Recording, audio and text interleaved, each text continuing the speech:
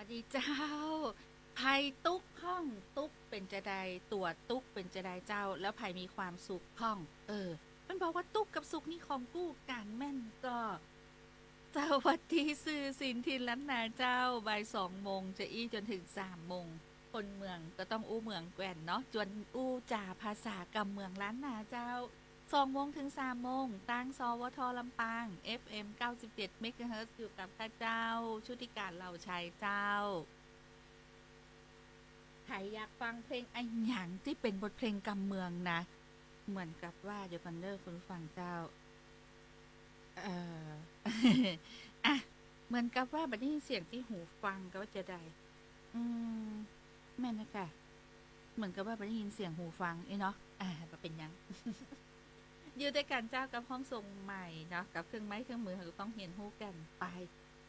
054 224 5556เจ้าอยากฟังเพลงไอ้หยังเอิ้นมาเอิ้นใส่วิทยุบ่ได้ยินเด้อต้องกดมาที่เบอร์054 224 5556เต้าอันนะเจ้า054 224 5556เบอร์นี้จากที่ไหนตันใดเดี๋ยวก่อนนะเจ้าคุณผู้ฟังเจ้าสวัสดีเจ้าสครัวับสสวัสดีเจ้าสวัสดีครับไม่โทรมาจากวังเงินเนอะวังเงินแม่ทักวังเงินวัเนาะงเงินครัเจ้าบขอฟังเพลงแม่งอมครับนะเพลงยังกะเพลงแม่งอมมานะเพลงแม่ง่อมอีเนาะครับได้เจ้าเดี๋ยวกันเนอเดี๋ยวซ้อฮือเนอแล้วกับคนที่ใครหัวตั้งข้างนี่บอกให้จะบอกง่อมเนาะ วังงอมมาทั้งเพราะว่าฟังตัวกันเนาะครับเจ้าแม่ง่อมเดี๋ยวกันเนอห้ามขอโป้ง่อมไม่แหมนะ เจ้าเดี๋ยวซ้อฮือกันแล้วกัน แม่ง่อมอีเนาะคุณผู้ฟังเดี๋ยวเพลงมีเปิดเปิดเตอเลยนะเพลงกำเมืองนี่แล้วกับคุณผู้ฟังนี่ถือว่าเป็นตัวช่วยเลยนะเป็นตัวช่วยจะได้เป็นตัวช่วยในการเลือกบทเพลงเจ้าพอบางทีน้องแอลกับบอกฮู้จักชื่อเพลงนี่นะพอคุณผู้ฟังแนะนำบทเพลงมาต้องอ่านเนี่ยก็จะฮู้จักเลย ก็จะเปิดได้นะคุณผู้ฟังเนาะด้วยกันนะเจ้าสวัสดีเจ้าสวัสดีเจ้าน้องแอลเจ้ารายงานตัวรายงานตัวแม่มอนเจดีซาเจ้าเจ้าเอาเพลงเชียวสันมวยแล้ววันเนี้ยเซียวสันมุยวันน่ะเพลงเนี้ย ม มาเพื่อทุกเสียงทุกสายทุกคนที่เซ็น้องแอลเจ้าอันนี้มันบดนะน้องแอลเนาะฮะบมันดบดกะเป็นยังไงบดกะนี่บดหนกะเอบะมีแดนน่ะแม่นบดเดี๋ยวกันเดี๋ยวแม่หมอจะจะทำแม่นายกลัวฝนตกเจ้านี่แน่ทุกเสียงทุกสายทุกคนที่เซ็น้องแอลได้เจ้าแม่แม่กินแก้วโทรมาหรือยัง ยังเจ้าหมอบแม่กินแก้วจอยได้เจ้าทุกเสียงทุกคนที่ฟังนี่เนาะพี่เซนน้องแอลอินเนอร์ได้เลยเจ้ากินข้าวกับปลาทอดวันนี้น่กินเพื่อเต้นเนาะปลามิ้นทอดเจ้าลำสวัสดีเจ้าสวัสดีเจ้าโอ้งายไปตั้งหลังงายไปตั้งหลังนะคุณผู้ฟังเจ้าโอ้กินข้าวกับป่านินทอดดีกับหูป่ามีวิตามินอยู่ล่ะโอเมก้า3นี่เนาะคุณผู้ฟังเจ้าแล้วก็ตะกี้อย่างก็แม่ง่อมอีเนาะ แม่ง่อมอีเนาะขอเพลงมาเดี๋ยวกันเด้อคุณผู้ฟังเจ้าเดี๋ยวจะซ้อฮือกันแล้วกันเนาะเดี๋ยวนะเดี๋ยวขออนุญาตปรับก่อน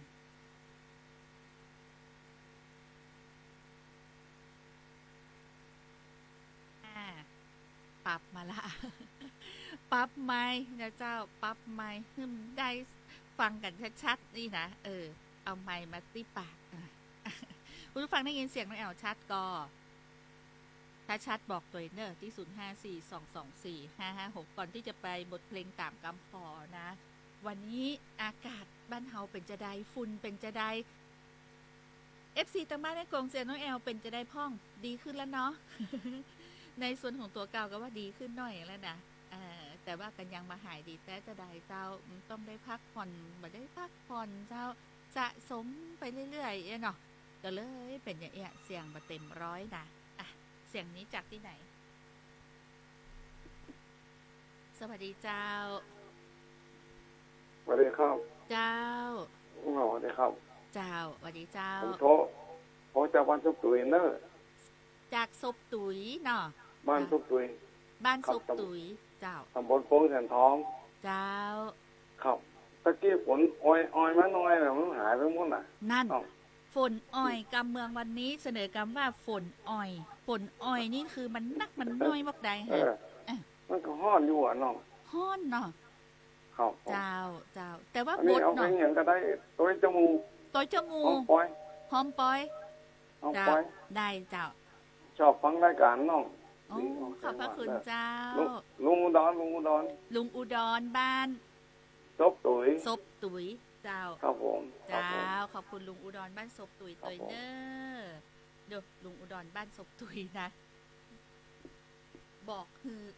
บอกชื่อเรียบร้อยดูกำเมืองจากลุงอุดรนี่หลายกำนะ หอมปอยเนาะฝนอ่อยฝนอ่อยหอมปอย แล้วก็อันยังก็ลืมไปแหมละวันนี้ก้าฝุ่นสีส้มนะเจ้า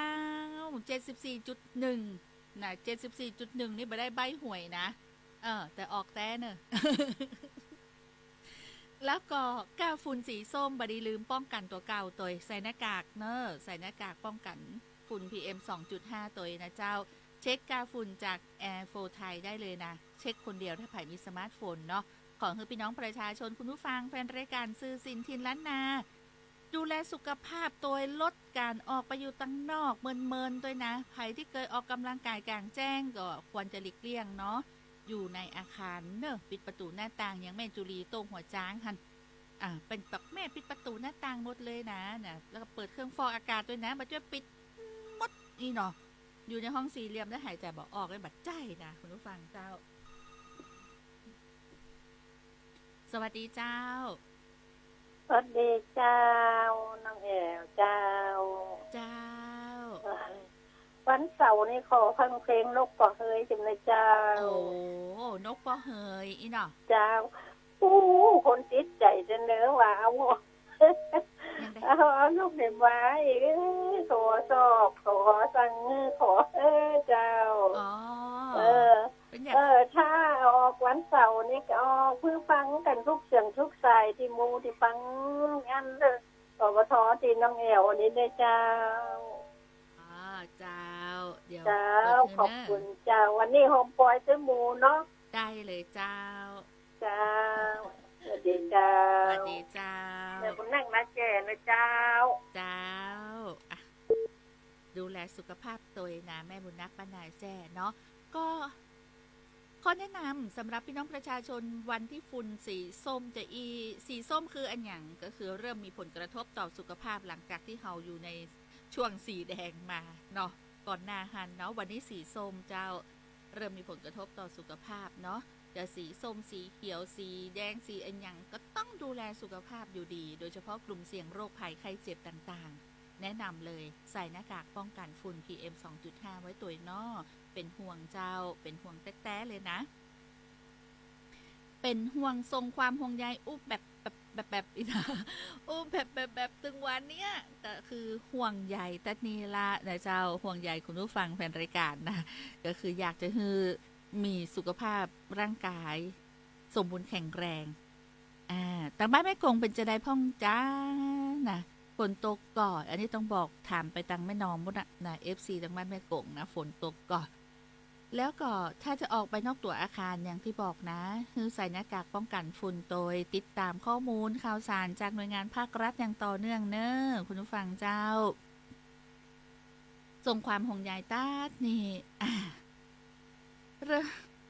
จะยังตอนี่ยังอิดอยู่เลยนะหันก่อขนาดอยู่ในตัวอาคารนะคุณผู้ฟังถึงแม้ว่าเสียง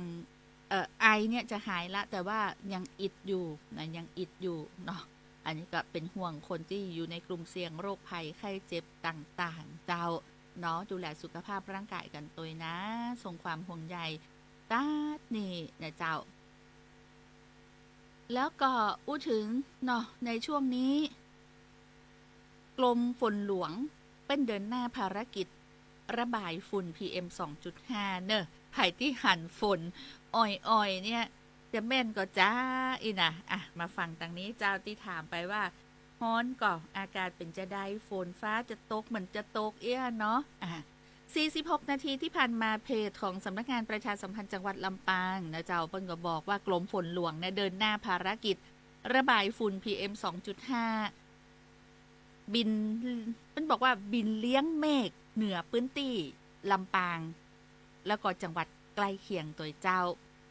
เพื่ออย่างเพื่อระบายฝุ่นละอองจากพื้นที่ภาคเหนือของเฮานะเจ้า ปฏิบัติการบินที่1ก็คือบริเวณอำเภอลองจังหวัดแป้ถึงอำเภอแม่เมาะจังหวัดลำปาง อันเนี้ยบินปฏิบัติการเมื่อช่วง 10:27 นาทีถึง 10:56 นาทีอันนี้คือเป็นเลี้ยงเมฆไว้เพื่อดูดซับและก็ระบายฝุ่นละอองเนาะรูปแบบก็คือตามสภาพเมฆนะท้องฟ้าและก็เมฆก่อนปฏิบัติการนี่เป็นก็บอกว่าพบเมฆที่เป็นภาษาของเปิ้นเนาะเป็นว่าก่อนปฏิบัติการพบเมฆสเตรโตคิวมูลัสและเมฆคิวมูลัสก่อนก่อตัวปริมาณ 5/10 ส่วนฐานเมฆสูงประมาณ 7,000 ฟุตยอดเมฆนี่นะบางกลุ่มเนี่ยสูงประมาณ 15,000 ฟุตหลังปฏิบัติการเมฆมีการพัฒนาตัวก่อยอดดีเมฆห่วมตัวกันมีขนาดใหญ่นักขึ้นอีนะคุณผู้ฟังเจ้าเป็นวาจะอีเนาะปฏิบัติการบินที่2คือ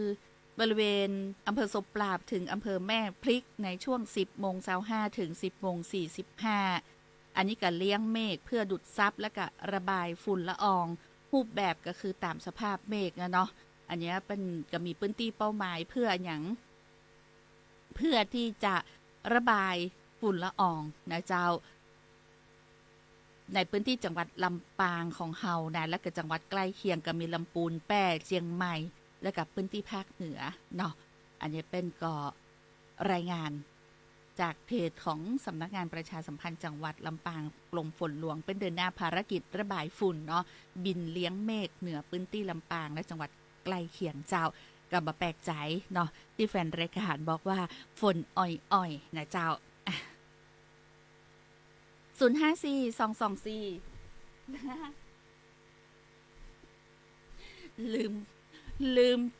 ลืมวางไมค์ลืมวางไมค์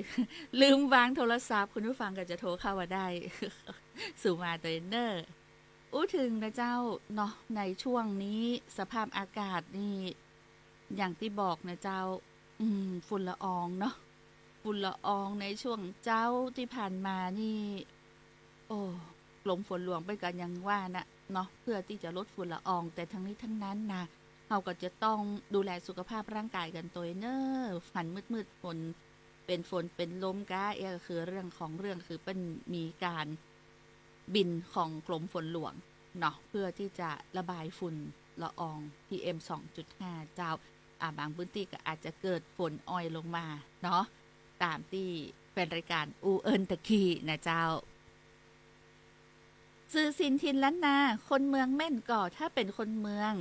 ต้องเมืองจ้างกะจ้างแกวนจ้างเป็นม่วน จ่าม่วนหูอีเนาะฟังแล้วกำเมืองนี่ฟังแล้วม่วนหูเนาะตะกี้ฝนอ่อยเนาะ ได้ยินกำเมืองมาแล้วนะคุณผู้ฟังเจ้าทีนี้หลายคนบอกว่าอากาศจะนะตึงบ่ใครไปไหนดีละอยู่ในบ้านแล้วก็ปิดประตูหน้าต่างถ้าเกิดว่ามีกลุ่มควันหมอกควันอะไรอย่างนะมันจะได้แบบบินเข้ามาในหน้าต่างมันได้ลอยเข้ามาในหน้าต่างเฮาได้เนาะป้องกันตัวเก่าไว้ก่อนแล้วก็บ่ได้ลืมเปิดเครื่องฟอกอากาศถ้าบ่มีก็บ่เป็นหยังเนาะเปิดพัดลมในบ้านเฮาน่ะเนาะส่งความห่วงใยตาดนี่นะเจ้าสื่อศิลป์ทินล้านนาสวท.ลำปางอยากฟังเพลงอันหยังเอิ้นมานะเอิ้นใส่วิทยุบ่ได้ยินต้องกดมาที่054-224-556เน้อคุณผู้ฟังเจ้า054-224-556เต้าอันใครบ่แม่นคนเมืองแล้วฟังสื่อศิลป์มีพ่องก่อ บ่เป็นอย่างนะเจ้าบ่ได้ปิดกั้นในการฟังบ่แม่นคนเมืองก็ฟังได้เนาะเป็นคนเมืองก็ฟังดีฟังได้กูเพชรกูไหวเจ้าสวัสดีเจ้า ฮัลโหลครับ เจ้า ขอฟังเพลงแค่เพลงเนาะ เพลงหยัง เดี๋ยวกันนะครับเนี่ยกำลัง จะได้ กำลัง เจ้า คิดเพลงกับเมืองใจได้ก็เปิดได้ก็ครับ นี่ละรายการเนี้ยเปิดเพลงกำเมืองล้วนๆเพลง นะ ลูกทุ่งก็ถึงแบบเปิดเพลงจัดติ้งกับแบบเปิดน่ะเจ้า ครับเดี๋ยวกันเนออัน นั่นคือชื่อเพลงบ่ออก หมอหนุ่มมือจ้านะครับพี่ ว่าจะได้ก็ หนุ่มมือจ้าครับ อ๋อเจ้า ของเกมาเมืองร้ายครับ หนุ่มมือจา ครับผม มาโทยังบ่เคยเปิดกำเตือนเนอะเดี๋ยวจะซอกเฮอเนอะเอิ้นจากที่ไหนเจ้า อ๋อจากบ้านด่านจำขาครับ หนุ่มโพธิ์ทองครับ หนุ่มโพธิ์ทองอีแหมกำจากด่านจำค่าอีเนาะ ดีเจหวานกำคนนี้ด้วยว่า น่ะ อย่างก็มันแปลกก็ว่ามันเก๋ครับ จะได้ก็เจ้า มันแปลกกว่าโมก็ว่ามันเก๋กว่าโมครับที่แบบแอมกำอินอ่ะ เนาะก็คือว่าหนุ่มโพธิ์ทองก็อย่างแบบเป็นหนุ่มหล่มโพสตาร์อีห่ะเนาะ ครับผม เจ้า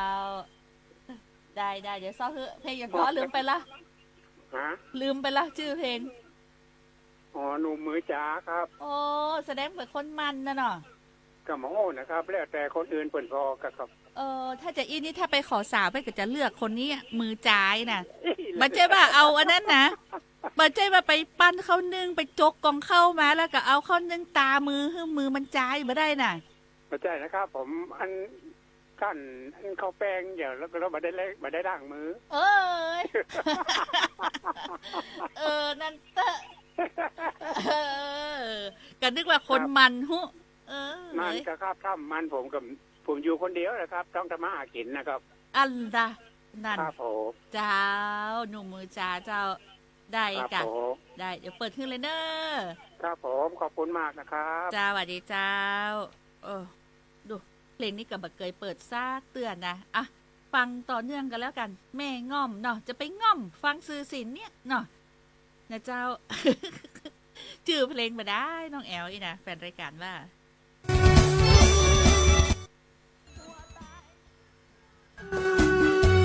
อยากมักคอตายตัวแต่นอนายหายใจบ่ได้งอมอกงอมใจนั่งสีตายหัวตายจากไปงอมลำ อีแม่เป็นได้พ่องปี้ ถ้าจะรับละกะอีกเนี่ยอีแม่มันเดือดง่อมนะปีว่าเฮาเสาะผัวใหม่อีแม่สักคนบ่เตอจะได้หายง่อมหายเหงาพ่องอีบ่ฮู้ อีปี้เขาว่าไปเลย แค่ฮานแวนของอีป้อเมื่อซื้อขึ้นมาเป็นสาวอะห้อยน้ำตาก็จะเป็นสายเลือดอะจะมาอู้เรื่องแฟนใหม่ผัวใหม่เปิ้นมาเอาเปิ้นเท่าเปิ้นแก่ละเปิ้นบักคือจะอ่าน อีเพิ่งกูขอตบปากมาเอกคือแม่มึงกำลังเป็นลูกเป็นเต้าบ่ฮู้จักใจกูถึงว่ากูงอมเฮ้ย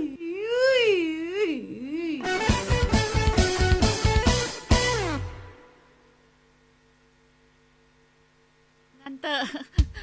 เพลงกำเดียวเนาะเป็นกำฮุกไปอย่าคุณผู้ฟังจ้าเดียวก้อยสวายใหม่เนาะ นั่นเตอะแม่ง่อมนะดีละฟังโมอีปอก่อนเนาะเดี๋ยวก็เปิดสวายใหม่เนอะอ่ะต่อด้วยบทเพลงนี้กันแล้วกันของไอ้เสมาเมงเมืองเมงรายนาจากอย่างก็หนุ่มโพธิ์ทองอีดูเป็นตั้งฉายาตัวเก่านะหนุ่มมือจ่าจะจ่ามอกใดจ่าขักหลากอีเนาะกับเมืองเป็นว่าอีนะจ่าขักหลากแม่นก่อบ้านคุณผู้ฟังห้องว่าจ่าจะได้จ่ามีกี่ประเภทจ่านี่คือบ่มื่นเนาะบ่ลื่นเนี่ยเลยบ่นุ่มอีแล้วเนาะจ่าขักหลากอีเนาะหันชัดเจนก่อนไปมาฟังกันเจ้า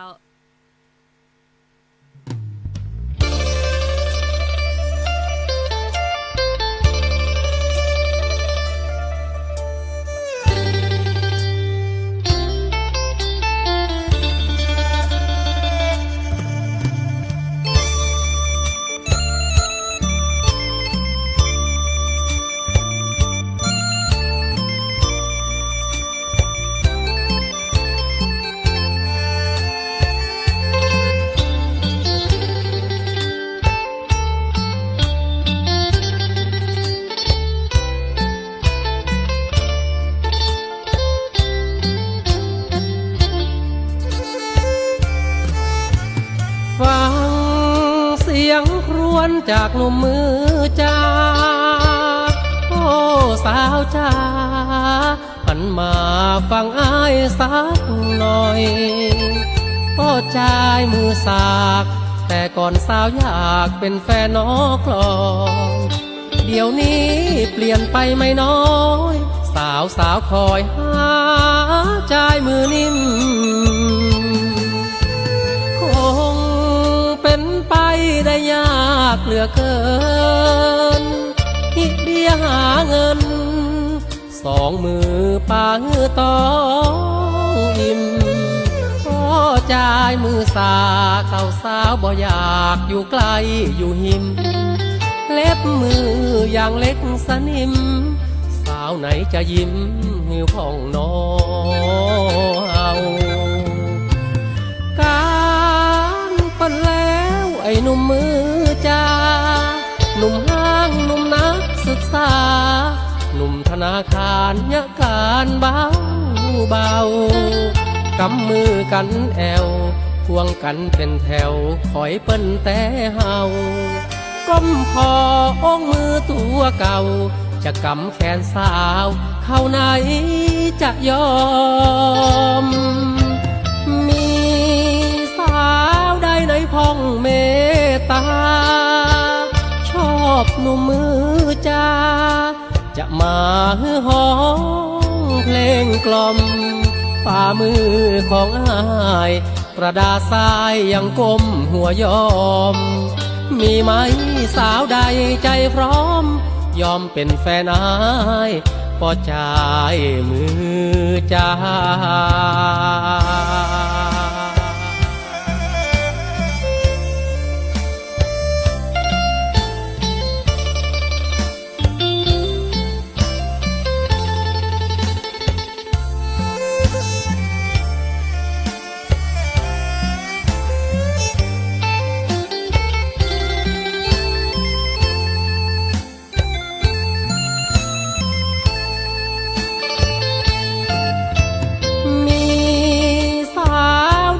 พ้องเมตตาชอบหนุ่มมือจ้าจะมาฮือห้องเพลงกล่อมฝ่ามือของอ้ายประดาสายยังก้มหัวยอมมีไหมสาวใดใจพร้อมยอมเป็นแฟนอ้ายพอใจมือจ้า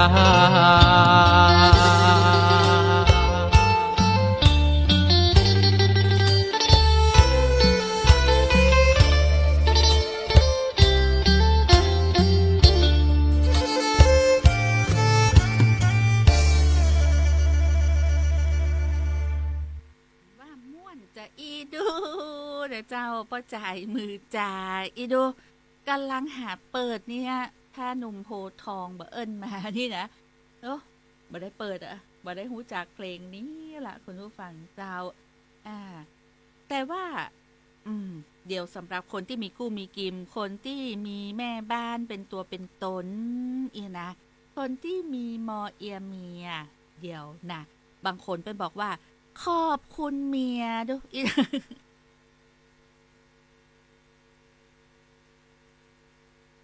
ขอบคุณเมียอีนะที่ยักกินลำให้กินตึงวันอีดูเป็นจะอันนะบางคนนี่คือเป็นมีแม่บ้านเนาะยักกินยักครบนะกำซอยยักกินยักครบอย่าไปครบเคี้ยวงึดไม่ใจจะปีกมาอย่ามาใจนะคุณผู้ฟังเจ้ามีคนยากกินมีแม่สี่เรือนอันนั้นเป็นสิ่งที่ดีเนาะทักทายคุณผู้ฟังคุณอานิดอีเนาะขอบคุณเจ้าคุณขวัญพี่ชายพี่แอลเป็นคนสวยมากครับผมขอบคุณเจ้าพี่แอลกินข้าวยังครับผมกินข้าวแล้วครับกินละเจ้ากินข้าวกับตุ๋นไข่มดแดงใส่ไข่นะตุ๋นไข่ตุนไข่มดแดงใส่ไข่ทุรกาเพราะว่าไข่มดแดงนักกว่าไข่เพราะใส่ไข่2 แกนใส่เต็งมดแดงเกินกิโลกินคนเดียวนะเลนน่ะเกินกิโลก็กินบดเสี่ยงซื้อมากิโลตั้งแต่วันเสาร์กินได้กุ้งเป็นติดนะกินแบบว่ากลัวมดนะ ของกินลำอยู่ที่คนมักเนาะ บางคนก็บอกมดแดงต้องกินกู้กับผักหวานต้องกินกับแกงผักหวานกาดีเจนะแล้วแต่ป้าตึงบอกว่าของกินลำอยู่ที่คนมากนะเนาะแล้วแต่ว่าใครจะแกงใส่ไอ้อย่างจะกินกับอย่างเนี่ยคุณผู้ฟังเจ้าสวัสดีเจ้า เจ้า เจ้า ที่ไปวุ้นขอไว้น่ะ เพลงหยัง รถลำปาง เพลงหยังก็ รถม้าลำปาง รถม้าลำปางช่วงกำเมืองเนาะแม่เนาะเจ้าเจ้าเดี๋ยวซ้อฮื้อชั่วโมงนี้เป็นบทเพลงกำเมืองเนาะเดี๋ยวถ้ารถม้าลำปางเป็นเพลงกำเมืองก็จะเปิดฮื้อนะแม่บุญนะเจ้ารถม้าลำปางดูถ้าเป็นบทเพลงกำเมืองศิลปินคนเมืองนี่จะเปิดฮื้อรถม้าลำปางเหมือนก็จะเป็นเพลงเก่าก็แม่บุญถ้าจำบัดผิดนะตึ้งจำได้เดี๋ยวถ้าแบบเปิดวันนี้ก็จะเปิด6 โมงเจ้านะ เนอะคุณผู้ฟังเจ้าเนาะอยู่ที่ไหนก็ฟังได้ซื้อสินทินล้านนาเจ้า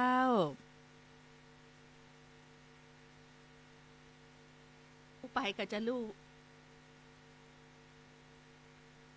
ต้องคอยปิดเสียงไมค์มาใจอย่างนานบางทีก็ลืมเปิดพ่องเพราะมันจะลู่ไอคุณผู้ฟังเจ้าเนี่ยบางทีการสไลด์ปิดสไลด์เปิดนี่คือที่คุณผู้ฟังหันยิ่งมาใจอย่างนะน้องแอดจะลู่ไอถ้าอูนักเนาะขอบคุณคุณชูสมรกำธรต้ยนะคุณสกุลรักเขื่อนปัญญาเจ้าคุณทิวาวันต้ยมีรีวิวลำปางต้ยนะเจ้าคุณสายสุรีต้ยนะเจ้าคุณมนชนกอนันตวราต้ยคุณวัฒนานะเจ้าคุณล่าเข็มจีราโดยใจชีวิตให้มีความสุขทุกวันเนาะคุณเกาไหนคุณเกาไหนแซ่เตินอ่านถูกก่อคุณอรุณีองค์การบริหารส่วนตำบลวิเชษนครอำเภอแจ้ห่มจังหวัดลำปางแตงมดแดงนักก็ฮะตังพูดตังแจ้ห่ม ตังแจ้ห่มแตงมดแดงนักก็เดี๋ยวเจ้าแล้วกับคุณไมเมอีเนาะไมเมML มีไข่แฮมพี่เจ๊กธนัชชาขอบคุณเจ้าแฟนรายการที่เข้ามาติดตามลำตัวแล้วก็กดไลค์กดแชร์รายการนะเจ้าอันนี้คือห้องทรงใหม่นะสีขาวๆสะอาดแต่คนอู้เนี่ยคนเดิม คนอู้คนเดิมคุณผู้ฟังเจ้าแล้วก็คุณมนชนกบอกสวัสดีเจ้านะขอบคุณจ้านักนะเจ้าอยู่ที่ไหนก็ฟังได้ฟังชัดทั่วไทยฟังได้ทั่วโลกเนอะตะกี้เนี่ยว่าอันอย่างก็จะอู้อันอย่างสักอย่างเนี่ยแล้วก็ลืมไปจอยเป็นจะอันน่ะวันนี้วันศุกร์แล้วเนอะพี่น้องเจ้าคุณผู้ฟังแฟนรายการเจ้าวันนี้วันศุกร์นะวันศุกร์พี่น้องบ่ต้องหมองใจแจ้งแล้วลุกไปดังไฟนึ่งข้าว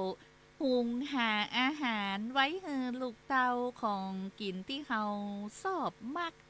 วันนี้วันดีสีฟ้านะฮักเป็นวันฮื้อโจกฮื้อใจไผมีธุระเดินทางไปไหนขอฮื้อปลอดภัยเหมือนเนอเจ้าอีโดเหมือนกันเนอเจ้านะ เนาะเป็นกำข้าวกำเขือเนาะที่เวลาเขาอูไอ้อย่างเนี่ยฟังแล้วมันคล้องจองกันเนี่ยน้องแอลก็ชอบอูนะแล้วก็ชอบเอามาเผยแพร่ไผที่เป็นแต่งข้าวแต่งเครือไว้นะก็จะนำมาอูจ๋าเนาะคือคุณผู้ฟังได้รับฟังกันเดี๋ยวเจ้าซื้อสินทินและนาสายนี้จากที่ไหนตังใดเดี๋ยวก่อนเด้อสวัสดีเจ้าฮัลโหลครับเจ้าไอ้แก้วครับไอ้แก้วบันด่านจำกาครับเปลี่ยนหนุ่มพอท้องครับเปื่อนหนุ่มโพทองไอ้แก้วเจ้าเปลี่ยนครับเปลี่ยนเจ้าหมูเจ้าหมูเจ้าว่าใดเจ้าเพลง70ยังสาได้มีก็ครับอันยังก็70ยังสา70ยังซ่าของใครนี่กับผมบอกว่านักร้องนะครับเด้อนั่นเดี๋ยวก่อนเด้อแต่เห็นเพลงกำเมืองกะเป็นเพลงกำเมืองครับเอาล่ะ70ยังซ่าเนาะเดี๋ยวต้องสอบพอก่อนเด้อเจ้าเอาล่ะนะเจ้าเดี๋ยวจะสอบฮือเด้อครับผมแต่ที่ฟังกับแบบ ตะกี้ฟังกับบ่คุบบ่นี่ก็บ่จบสักคำหนึง จังไดห่อ กับเพลงผมขอตะกี้มันพูดไปเห็นแล้ว แม่นก็ บ่ปุ๊ดกะหาที่ว่าแม่งอมันน่ะ ไม่ใช่ เพลงหยัง หนุ่มมือจ้านะครับ หนุ่มมือจาจบอยู่ บ่จบครับบ่จบผมฟังได้เกิงเดียว แล้วผมไปไหนฟังบ่จบ นั่งนี่ครับ ผมไปไหนครับนั่งเดียวโอมเพิ่นก็ไม่นี่ นานเตอเอาละ70ยังซ่า ตะกี้ผมได้ยินค่ะได้ยินหมู่บ้านไม้ผ้าขาว ไม้ผ้าขาวบ้านเจ้าโฮมขอเพลงนะครับ เจ้า ว่าขอไข่มดแดงเนี่ย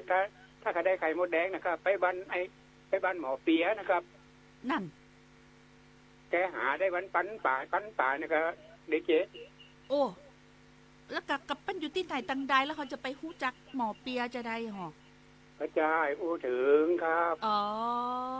คือไปบ้านหมอเปียอีเนาะ ครับ อ๋อ หมอเปียบ้านไม้ผ้าขาวนะครับ บ้านไม้ผ้าขาว ครับ อื หาม ตัววิเศษนครนั่นนะครับ อ๋อเจ้า แต่ก่อนผมอยู่โป้นนะดีเจ นั่น ครับ แล้วจะได้มาอยู่ตังเพ ผมเลยครับมาอยู่กับพ่อกับแม่ครับ แล้วก็พอดีพ่อแม่ผมเสียไปแล้วผมก็อยู่คนเดียวนี่ เจ้า ครับผม สู้เจ้า ครับสู้ เจ้าขอบคุณจัดนัดเนอะเป็นรายการเนาะวันนี้วันศุกร์แรงนี้นะนอกจากคนที่มักไข่มดแดงอีเนาะเล่าให้ฟังเมื่อวันเสาร์แล้วเนาะปิ๊กสังขเตินแล้วก็สั่งมากิโลหนึ่งนะมดแดงเปิ้นแถมผักหวานป่าฮือยังนุ่มเลยปะทุแกงผักหวานใส่ไข่มดแดงคุณผู้ฟังลำได้เด้อแต่แรงนี้อยากกินแกงหอยอย่างใด กาสลองอยากกินแกงหอยอย่างใดดีคุณผู้ฟังเจ้าของกินแรงนี้มีหลายอย่างแกงหอยจูบฮักกะจูบบะฮักกะจูบเนี่ยนะแกงแบบแกงแค่นะเนาะใส่ผักละนะเหมาะนะของกินโคเมืองเฮานี่นะเนาะไผ่เคยกินของบ่เอาที่เป็นกระป๋องนะที่แกะแล้วแกะชิ้นแล้วบ่เอาที่เป็นติ๊ดเป็นหอยเป็นเนี่ยเนาะสวัสดีเจ้า สวัสดีครับ เจ้า นานซุกรายงานตัวครับ นานซุกบัดที่นานดิบเนาะ แม่หมอ เจ้านานซุกว่าได้เจ้าแม่หมอเจ้า ขยักอยู่ครับมดแดงก็ หน้ากากขยัก ไปต้อ เนาะ งเขียนนั่นไปอ่างไม่จังนะ ฮะ ก็หุ่นตางนะเพื่อเบิดเตอ อ่างแม่จาง หาง อี โต เนาะ หางโตเนี่ย นั่น ลุ่มอ่ะพดบันไม่พดบันนาซักของเพ่อะ ต้องไปซ่อเอาคนเดียวอะเนาะ ไปเศร้าคนเดียวก็ทีคนเดียวกัน นั่นดู ทางเพลงไปดื้อทางเพลงจิ้ม ได้เจ้าได้ เพลงนั่นละจะลาตัดผมบ้าเบื่อเนี่ย พี่เมาบาร์เบอร์ กินแล้วกินมองบ้าเบื่อเนี่ย ได้ ครับผม จ้ะถ้าตันนะได้เจ้า ครับ เจ้า ผมมากครับ เจ้าฮับไว้หมดนะขอเพลงอย่างไม้นะอยู่ที่บ้านจะได้ฟังก่อนเพราะว่าประเดี๋ยวนี้นะบ่าย2:53 นาทีเหลือเวลาแฮม7 นาทีจะหมดชั่วโมงละ แรงนี้อยากกินแกงหอยก็คนอู้อยากกินแกงหอยแม่นก็แม่นแรงนี้นะสวัสดีเจ้า สวัสดีเจ้า สวัสดีเจ้าไหนแม่ได้รางวัลแล้วเด้อ อันอย่างแม่ รางวัลที่แม่ตอบปัญหาปฏิทิน ที่จากธนาคารแห่งประเทศไทยเนาะ จ้าจังโตกับปฏิทินแฝนเนาะ แล้วก็เป็นอย่างแฮมนอกจากปฏิทินแล้ว มันมี2 อันสิจังโตกับแฝนนั่นน่ะ เป็นกระส่งมาเนาะนะฮัก เจ้า เนาะ เจ้า เจ้า คุณน้องแอลเนาะจัดรายการจะเนี่ย ขอบคุณเจ้าแม่ วันหน้ามีตอบปัญหาหน่อยไหนเนาะ ได้เจ้า เจ้า ถ้ามีผู้สนับสนุนรายการทรงอย่างมาฮือก็จะจวนฮือได้มีส่วนร่วมกันเนาะ เจ้าหวนดีเนาะ ขอบคุณเจ้าแม่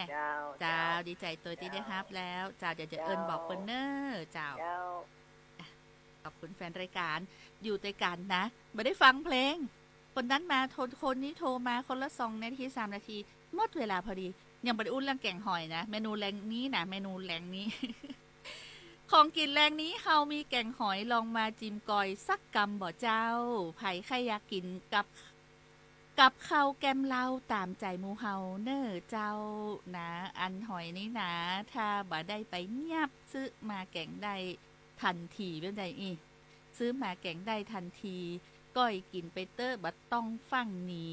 ใส่หม้อยังมีนักหนาปลาปันอีดู บ้านไหนมีแกงหอยแรงนี้นะแกงแคเนอะแกงแคนะบดีลืมใส่ผักละไว้ตัวนะมันเป็นจู้กันนะใส่ผักละนะถ้าแกงแคบ่มีผักละนี่แกงหอยโทษฮักกะจุบฮักกะจุบเนาะคงจะต้องลาด้วยบทเพลงนี้ละขอบคุณเมียสำหรับคนที่มีแม่สี่เรือนแต่คนที่บ่มีกู้บ่มีกิมก็บ่เป็นหยังนะคนที่เป็นมีครอบครัวเป็นบอกว่าโอ้ยขอบคุณเมียนะถึงวันนี้ได้ดี ได้กินอิ่มมีคนซักผ้าฮือตากผ้าฮือโอ้กูยังนะรีดผ้าฮืออีนะมีแม่บ้านที่ดีต้องขอบคุณเมียแถมบ่ปอฮือตังมาทำงานตัวอีบางคนว่าอันนะ วันนี้ลาไปก่อนนะเจ้าวันศุกร์ขอให้มีความสุขนักๆสวัสดีเจ้า